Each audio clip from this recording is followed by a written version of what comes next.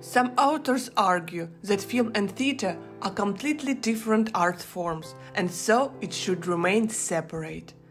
Other scholars, on contrary, claim that historically these art forms are closely connected and go side by side. And I will argue that film and theatre are a beautiful combination of two art forms that have an aesthetic and moral impact on the viewer, form with what film directors incorporate in the past and now. And Greenaway is one of the directors who masterfully combines the art of theatre in his film. Greenaway's film is all about symbols and metaphors, visual and oral pleasure, extreme and grotesque. It's all about art, and especially all about theatre.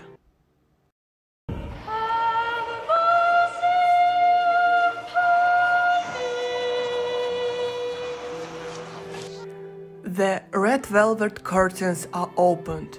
The action begins. On the screen are three main stages located horizontally and belong to protagonist Mr. Speaker. The red dining room, the green kitchen, the blue car park, and one more location, brown modest book depository.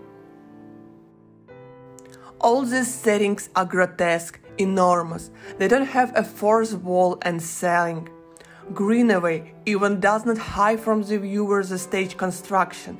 Heavy theatrical fabrics decorate these rooms. The lighting, as in the theatre here, is the main source of dividing the space, changing of atmosphere, mood and events.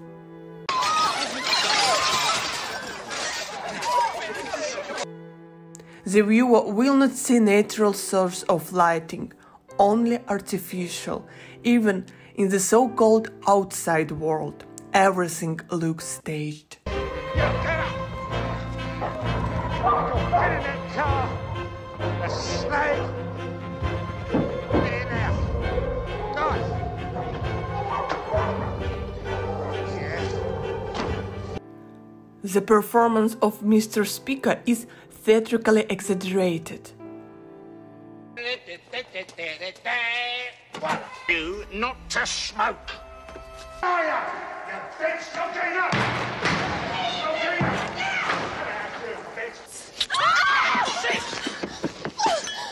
up! And his senseless monologues remind characters from the absurd plays of Beckett or Ionesco. You, for God's sake. I wouldn't be so interested in her fingers. That's the sort of remark I'd expect you'd make. You'd just be intent on whipping it in, whipping it out, and wiping it on your... My bedroom, too, has a bed. And it is covered with a green eiderdown. And it is at the end of the corridor, between the WC, dear sir. Speaker's old-fashioned costume mirrors the Dutch civil guard, also as the costume of his surroundings that were made by fashion designer Jean-Paul Gaultier to highlight their conservatism. All costumes are so theatrical, it's shining, with feathers and full of details.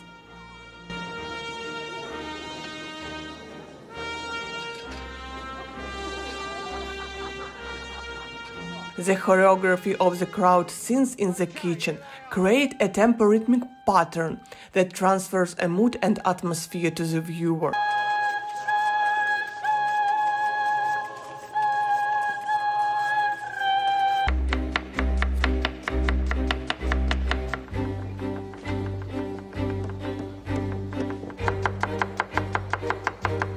This is also a classical theatrical method.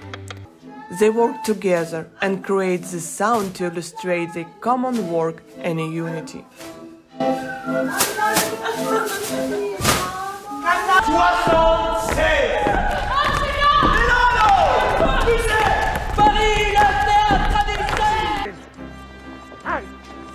Telling a complete stranger intimate detail. Wide static shots gives the viewer the possibility to follow all details in the frame, like in the theater, where the audience chooses where to watch. The hard cut of these static shots immediately transits to close-up. Greenaway tightens the frame, as if putting at the viewer theatrical glasses, and the cinematic techniques provide a theatrical experience. Panoramic camera movement transfers the viewer from one setting to another, and again the viewer has this theatrical experience, and the wall between them separates the stages, also as in the theater.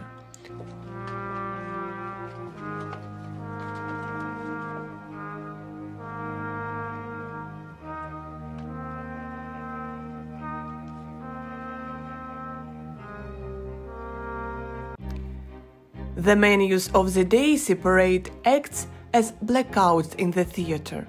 In every act, the events, as in the drama, became more complicated and the tension rising.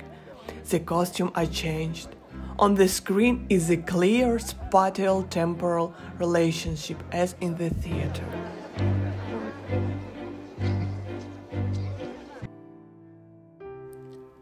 But borrowing so much from the theater, the cook, the thief, his wife and her lover continues to be the film, and as some critics write, the best Greenaway's film.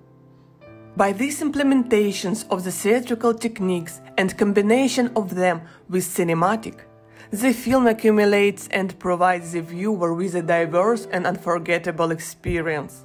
Moreover, this combination of art forms sends to the viewer a strong political message about hierarchy in the society, Thatcherism and consumption.